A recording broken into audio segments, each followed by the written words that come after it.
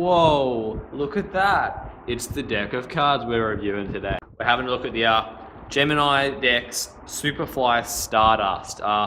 This was their second release, and heck yeah, it's pretty good. So let's get into it. Who actually liked the history behind the deck? Here it is. It's not really much of a history, but it was designed by Thomas Pinston up here. It was printed by USPCC, or the United States Playing Card Company, with a soft crushed premium stock, and I think it was limited to 3,000 decks, so it's not too common of a deck. Yeah, I picked this one up from 52 Wonders. I'll leave a link below if you want to grab some. So yeah, that's pretty much it for the thing. We'll have a look at the tuck if you want. So the front, you've got kind of like a geometric pattern, which is similar to the tuck case. I don't know how much of this is even in frame, I'm sorry. But yeah, that's the front. And you've got the back, which is the back design, plus a little made in the USA, if that would focus. Okay. Turns out we need to go over here. Alright, and we've got the sides, which just got Superfly, because this deck is Superfly. And it's the same on the other side as well. On the bottom, you got the barcode and Gemini's little information there if you really care about that. And on top there you got like a custom seal, which is pretty damn cool, I reckon. Yeah, so that's about it for the tuck case. Now, you guys are pretty into the deck, but just quickly rating the tuck, I reckon I'd give this about a 7 out of 10. It looks pretty sleek, pretty hot. Yeah, it's not embossed or anything though. That kind of doesn't give it too much credit. Anyway, popping this open, you got the Superfly goes into the flaps there, and smells great, as they always do. Alright, so taking it out of the box, straight away, you've got the design there. You can see that, and a bit of a close-up if you like. And you'll see that it comes with 2 ad cards, or 1 ad card, which is actually pretty nice, you can see that there. And it comes with a double backer for those who like Magic but bought a Cardistry deck. That's up to you. Anyway, the deck itself comes with 2 jokers, which are not identical. They're a little bit different, the colours are different, and there's everything that both says Stardust up the top there, so you can have a look at those if you like. Those are the jokers, and there's an Ace of Spades, which is of course custom as it always should be. The rest of the faces though are pretty standard, except for these, which have a different colour in them. They've got a bit of more blue, and it says Superfly on every single card. You'll find it hidden somewhere in every one of the court cards. But apart from that, the faces are all the same, and yeah, we've got slightly different colours on the courts with a Superfly word hidden there somewhere. So that's what the faces look like. That's if you like that. The back design, again, it's just got random little geometric shapes, but we like the colours that really pop out to make Cardistry work really well. So that's always a plus in the deck. So I'd rate the back, I'd give that like an 8 out of 10. It just looks really nice there, and we should be able to appreciate that. Another downside to the design is the borders. I don't particularly love thick borders, and like if you see these borders, they're quite thick, which means that when you want to do a fan of any kind, it's just not the nicest look. Like, they fan great, but you just can't see it too well because the borders are so thick with 2 C's, like your mum. Okay, on to the next one, the handling.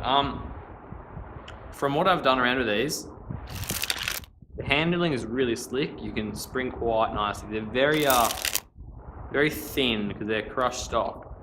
So you'll see just handles very softly. It feels even similar to like the Orbits, not probably to the same standard, but they're very nice handling deck.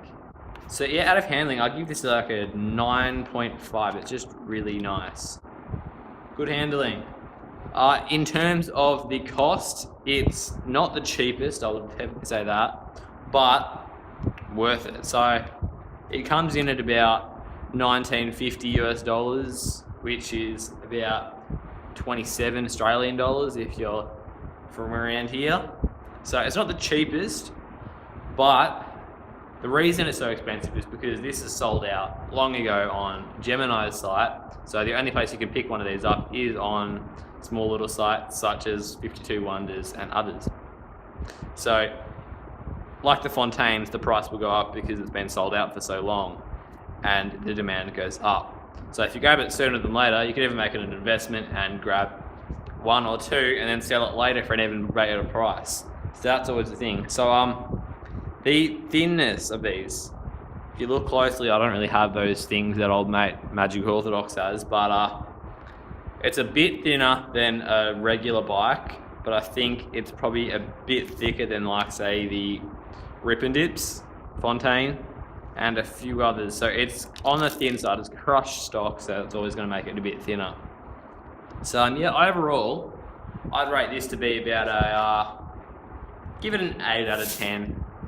So good on ya, Gemini. You've done it again for the second time, and a lot more after that. But anyway, 8 out of 10. I rate this deck. You should grab one of these. Great place to grab one is 52 Wonders. They've got plenty of other cards too if you want to grab a pile, and lots of good deals going on. So leave a link below and grab one of these. Oh, hey, me again. Forgot to put this in last time, so I'm just going to edit this. This deck is, I don't even know if this is traditional. I think this is a modern cut. It fans from the back to the front. Sorry, it farrows from the back to the front. So if that interests you at all, there you go. But yeah, back to front, not front to back. Yeah. So I'm just going to teach you the Revolution cut, or the Rev cut, which just looks a bit like that. It's pretty easy. That was a really bad one. Again, I'm not a pro at this, so I haven't been doing it that long, but nice and slow just for you there. Just going to spin it around like that. So if you can't figure it out from this, I'm going to go a bit in depth, a bit more in depth, should I say. That wasn't very in depth. But yeah, so it's just it's a good combo move, you know, you can just do that and it's great. So anyway, here's how you do it. I'll try and get around the shoulder a bit here because it's a bad angle. So pretty much you're gonna do, if you know how to do the Charlier cut, you're pretty much all set. It's pretty much goes off that. But if you don't know how to do it, the Charlier, well, you're just gonna grab it in the straddle, lift up with your thumb, your pointer's gonna come push that up, and just gonna do that. And there's plenty of other tutorials on YouTube if you want to learn that. But for now, I'm gonna teach the Rev cuts. Pretty much you're gonna start in the dealer's grip or straddle grip, and you're gonna go into a raised straddle like this, which is like the Charlier would start out. You're gonna grab your thumb and you're gonna cut off probably a bit less than half. It's just easier like that, especially when you're learning it. In fact, you could even take off half just to learn it like this. But I don't need that because I'm better than that. Anyway, so you're gonna come like this, you're gonna get the thumb, you're gonna drop off again like that. So it's very similar to Charlier. Now when you come with this Charlier, you get this finger here, yeah, pointer, you push that up. But with this one, you're gonna grab the top packet with those two fingers. So your thumb and your pointer are gonna grab like this. So these should be able to just let go, and you can hold it like this, and even twist it like this. This is where the start of the rotation comes in. So you're gonna get your thumb. Your thumb's gonna go to the right, and your index is gonna go to the left like that. It's gonna rotate. And as you rotate, your pinky here and your ring finger are gonna move back towards this way, and it's gonna be your ring finger that grabs onto this part of the deck here. So it's gonna grab that, and then as that gets that, it's gonna be grabbed between your ring and your pointer, or 1 and 3. I don't know how it goes. And they're gonna grab it, and they're gonna start twisting. Your thumb will let go now, and now those will start twisting. And here's a little thing. With your thumb, if you grab the the top right corner there, and you just twist that there, push down a little bit, that'll come there. You pull your your pointer finger down. Hello, darkness, my old friend. I've come to talk with you again, because a vision softly creeping. So yeah, you're gonna grab there. Thumb and pointer are gonna twist. Ring and pinky are gonna come back.